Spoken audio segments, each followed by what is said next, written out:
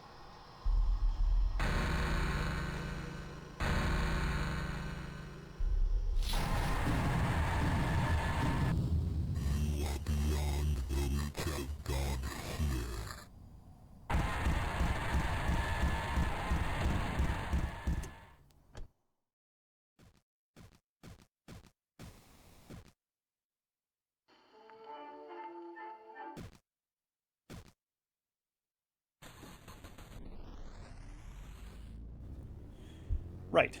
Road trip stories. I promised you more stories, but then I was writing my notes for this episode, and I realized that most of my weird stories are actually even less interesting than the one I told last time. So instead, I thought that today I would share a couple of spooky legends from around Oregon, which means, of course, that we're going to talk about the Bandage Man.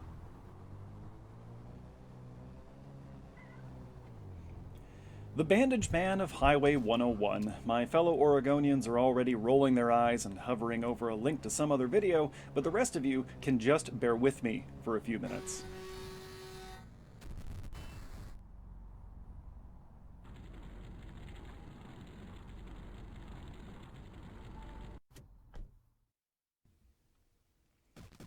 This is a classic folk legend in the same general class as those escaped killer murders couple at makeout point type stories that get made into slasher movies. But this one has a special place in my shriveled little heart because it was the first one that I heard when I was young.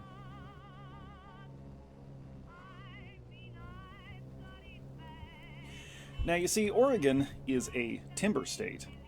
The first powered sawmill was built in Fort Vancouver, just across the border in Washington, circa 1827, and although the exact nature of the timber industry has changed over time, it has remained a vital component of our economy, minus some trouble in the 20s and 30s, for the last 2 centuries.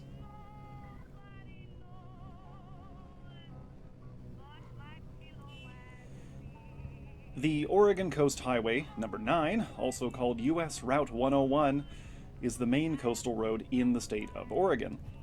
It runs the entire coastline, from the California border in the south near Brookings, up to the Columbia River near Astoria. 363 miles, that's 584 kilometers for my non-American viewers, quite a bit of it hemmed in on either side by dense forest.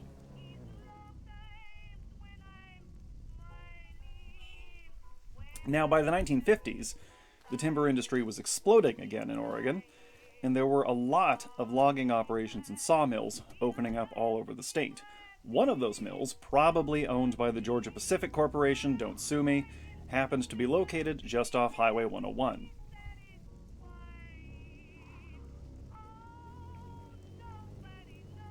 Obviously, there are different versions of this story, but the one I first heard goes something like this.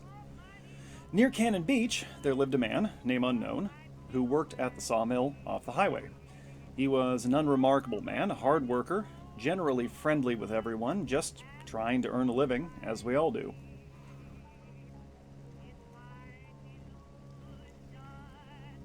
Unfortunately, injuries are common in sawmills, and safety standards in the late 50s weren't exactly on par with modern OSHA guidelines.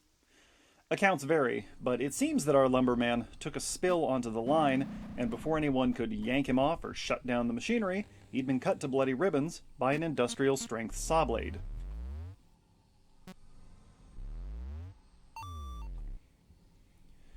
Despite the lack of handrails, our man survived his workplace accident, with all his limbs mangled but miraculously still attached, and now it fell to his co-workers to figure out how to help him. Whatever stretch of highway this sawmill was supposedly located on, it seems that there was no hospital within convenient distance, and management was unwilling to shut down production or take the time to have someone drive our victim into town.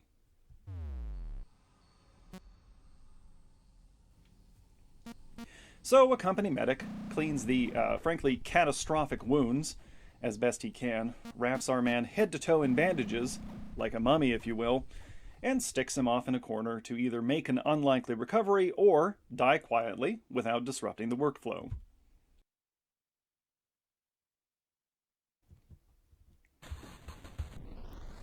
Well, in spite of his best efforts, our man clings to life. Conditions in the sawmill are not what you'd call sterile, and pretty soon his wounds become infected. He gets feverish, starts ranting and moaning unintelligibly, and then goes quiet. He's still alive somehow, so everyone just kind of leaves him lying there, waiting for the inevitable.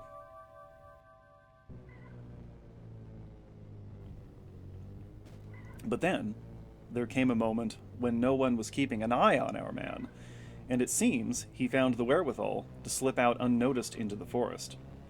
It's easy to get lost on foot along the coast roads, so although the company organizes a search party, of course they're not able to locate their errant co-worker, and he is marked missing, presumed dead. Of course, that's not the end of the story. Really, we're just getting started. Pretty quickly, travelers along the coast road begin to report that they've been attacked. Again, accounts vary, but there are a few consistent details. Attacks occur along Highway 101, generally within a few miles of Cannon Beach, almost always at night.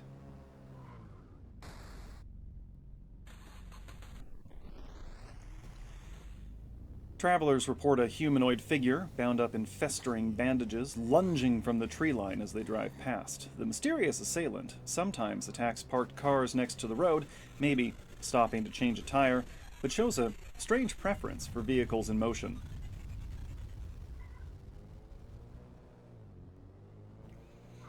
Along much of Highway 101, the terrain to either side of the road is somewhat elevated, allowing the so-called Bandage Man to leap from above, landing on the roof of passing cars. Of course, he reportedly shows a preference for cars with sunroofs, pickups with open beds, and convertibles with their tops down.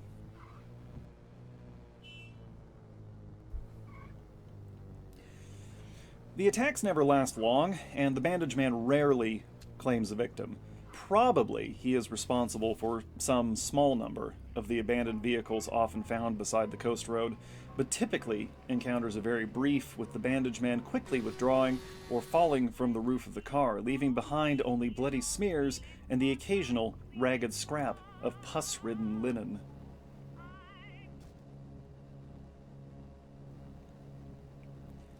Now, I'm not going to sit here and try to convince you that the Bandage Man is real, though I am fully willing to believe that miscreants familiar with the legend will sometimes wrap themselves in bandages and attack passing cars on the highway.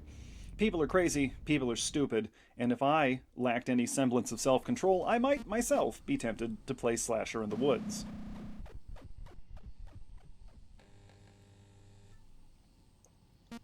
But if I'm being honest, I have occasionally, when driving near the coast after sundown, been very certain that I have seen a shadowy figure darting between trees beside the road. An illusion of the shadows, my eyes playing tricks on me, most likely. But I won't completely rule out the presence of some kind of threat on those isolated stretches of highway.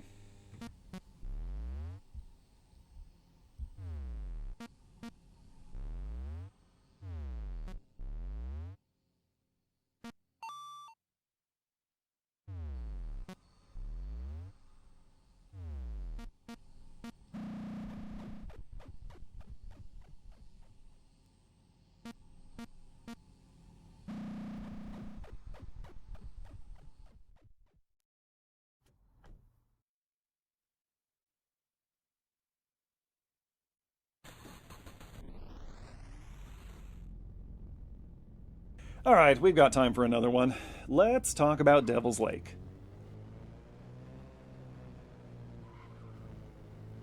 Now, some of you are sitting there listening to me talk, and you've just referred to the Bandage Man as a cryptid. I want you to stop that because it's wrong. Cryptid is one of those words like liminal, which has a specific useful definition, but which has been appropriated by people to refer to basically any weird thing. So I want to be clear about this before we go on. The Bandage Man is a human being, cryptids are animals, and the Bandage Man is not a cryptid.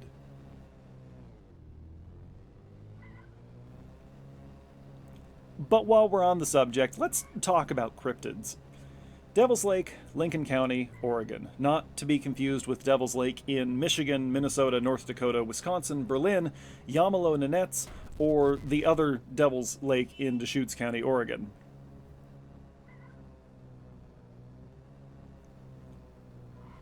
It sits between Lincoln City and the mountains of the Central Oregon Coast Range, occupies only about a square mile or 2.5 kilometers of ground, and feeds into the Dee River. At its deepest point, it is 21 feet or a little over 6 meters deep, so not the biggest lake by any stretch.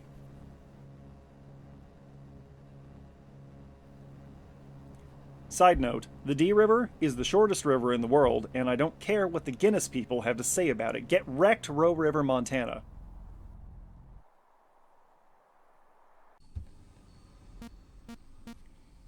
So, Devil's Lake in Lincoln County is a popular recreation spot, but I don't live anywhere near Lincoln City, so I forgot about it completely until I went looking for another story to pad out this episode.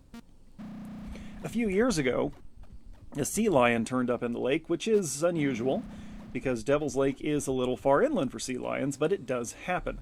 Now that's going to be important. Sea lions are monsters in their own right, but locals tell a story about something perhaps slightly more menacing.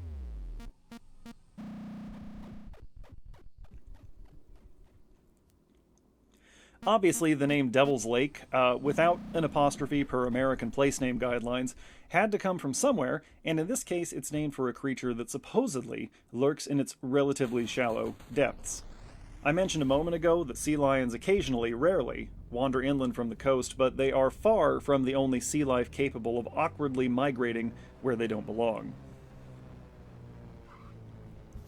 It was kind of annoying to piece together the information for this one, because an awful lot of people don't seem to realize that there's more than one Devil's Lake in the United States, so I had to sort through some disjointed stories about, for example, Sioux Indians fishing on the Oregon coast. Check your facts, people. Just because we're talking about cryptids doesn't mean you can get lazy. Anyway, I think I've got this right. Someone can feel free to correct me in the comments if not.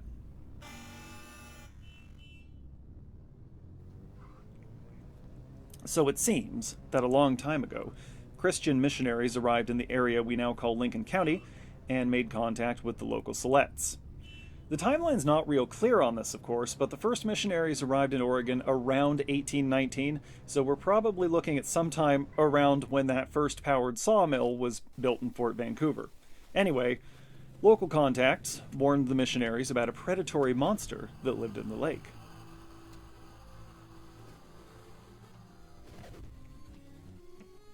Fishing is a popular activity on Devil's Lake. You can catch trout, perch, bass, bluegill, the first fish that I ever caught as a child, and of course, the Silettes living in the area relied on the fish in the lake for food. The Silettes are canoe builders, so they would often boat out onto the lake to fish, and sometimes fishers would vanish, their canoes floating forlornly back to shore, absent cargo and occupants.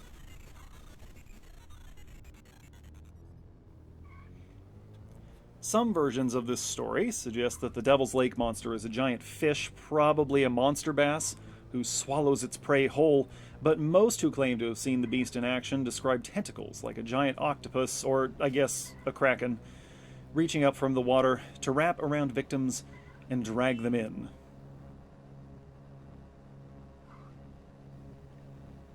The Silettes warned the missionaries that they occasionally lost people to the lake monster, probably advising them to stay off the water, and we will come back to that. One story I found describes a Silette's chieftain taking a band of warriors across the lake to impress a prospective bride. The war band never made it, because as soon as they reached the center of the lake, the water began to roil, and thrashing tentacles rose from the water to drag the entire party to their doom. Supposedly, from that day on, the locals would hold ceremonial feasts along the shore to pacify the creature.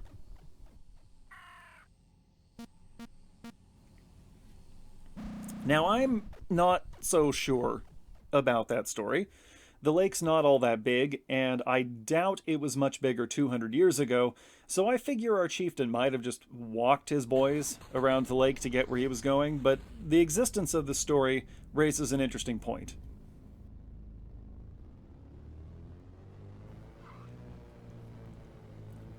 I wasn't able to turn up any stories about octopus making their way too far inland in Oregon, not that I looked all that hard, but it is within the realm of possibility. Octopus do sometimes wash up on the beaches, and every once in a while they get pretty far up on the shore by, for example, worming their way into tide pools.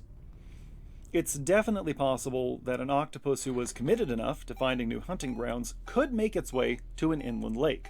A very large octopus, who found its way into a lake, could even manage to drown someone, possibly even pulling them out of a canoe. I think it's more likely, however, that assuming the unnamed missionaries really did receive this story from the Silettes of Devil's Lake, that the locals told them this story to keep them away from their fishing grounds. Don't go out on the water, the lake monster will get you. Plus, as I said, the lake's just not all that deep, and I'm not convinced a gigantic octopus would be able to thrive there.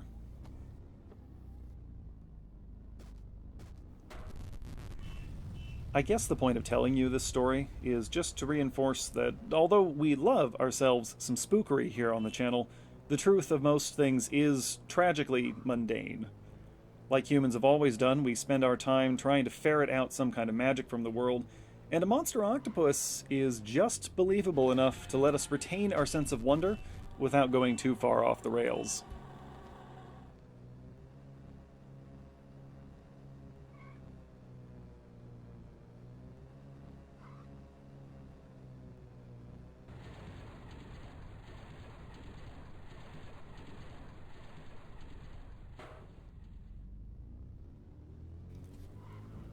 Boy, this thing just kind of keeps going, doesn't it? If I'd known the run was going to go on this long, I would have prepped more material. Right, so let's just go off script for a bit. I'm just gonna talk at you, if that's okay.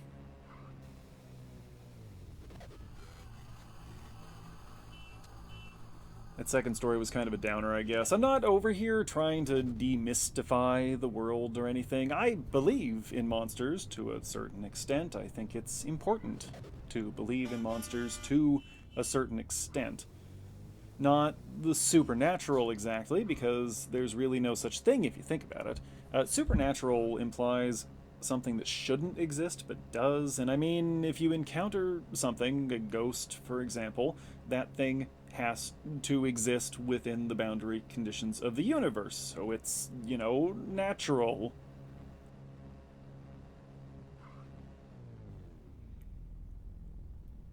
You know when you're watching a horror movie and someone sees a ghost and they're like, "Oh, there has to be a rational explanation for this." It drives me absolutely crazy.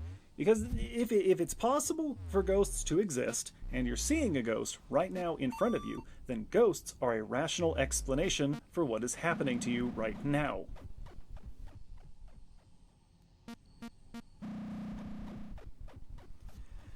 Oi, I'm starting to feel like a podcast host over here. Um, I guess this is where conspiracy theorist, there's another one of those words to throw on the liminal pile. I guess this is where they'd say something like, "You have to admit there are things out there that science can't explain." And yeah, okay, fine. I guess there must exist some percentage of all the things that exist that we're not capable of explaining through the scientific method, but I think it's a lot more accurate and a lot less misleading to say that there are things science can't explain yet.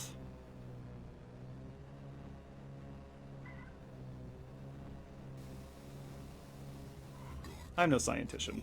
I don't think empiricism is the only meaningful way to rationalize our experiences, but once we start building our worldview around ghosts and Bigfoot and crazed lumbermen leaping onto the roofs of passing cars, I think we need to start asking ourselves what purpose these stories serve.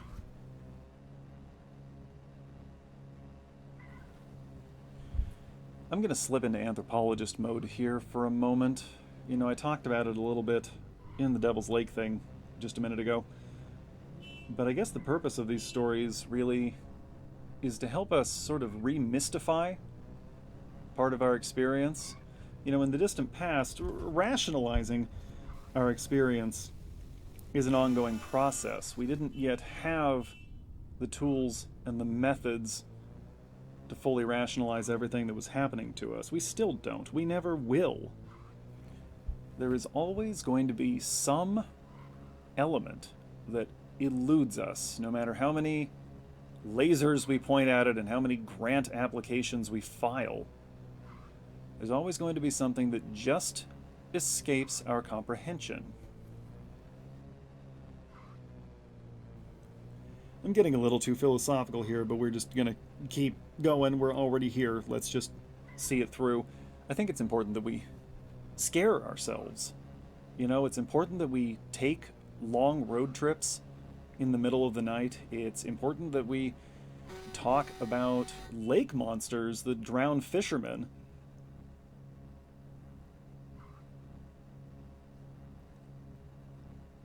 It's important that we hide in closets and look for ghosts. And I'm having a really hard time remembering all the weird, dumb things I've done and all the games I've played for my channel. It's important that we walk up and down hallways waiting for timers to trigger. Something like that. Where am I going with this? It's important that we frighten ourselves. That we confront these ghosts periodically. It helps us rationalize our experience. There's that phrase again.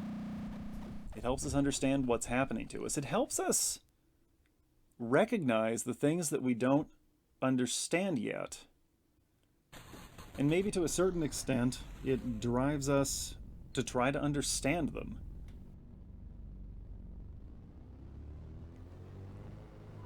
If you think ghosts are real, you're probably going to go at least a little bit out of your way to figure out how, right?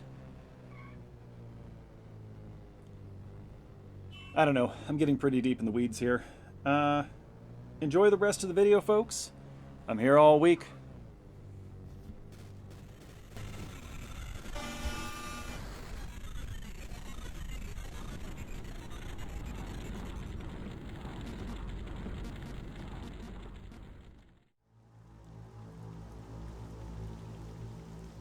Okay, I guess that's the end of our run for today. You know, I actually thought we were going to make it that time. We got really, really lucky with the hitchhikers there in the beginning. We had the items we needed. And then I stopped to let our head clear, and that other driver just came right on into us. Far too realistic, especially with people just kind of drifting wherever they want all over the road. You know, I will never get over how difficult it is to control the car in this game. It handles just terribly. I've never driven a real vehicle that handled this badly, except maybe the electric utility carts that we use at work. But alright, that's going to do it for Dead End Road today. I hope you enjoyed whatever it was I was talking about in the voiceover. We'll do this again sometime. I like this. I like doing this. So we're going to keep doing it. And I hope everyone is okay with that, because it doesn't matter, because we're doing it. Anyway, thanks for watching, folks. Thanks to those of you who are subscribed to the channel. Thanks to those of you who are not yet subscribed to the channel. And thanks, as always, to those of you watching this without ever intending to subscribe to the channel, because you count too. Every view counts. Although I'd love it if you did. We will be back here tomorrow with something. And every other day this month for spooky season. Dwarf Fortress on Mondays, regular horror content on Saturdays, lots of stuff on the channel for you to check out, if you're so inclined. If you have any suggestions for things you'd like to see on the channel, let me know. If you have stuff on your channel that you think I need to see, let me know. And I will see you folks next time. Until then, Birdman out.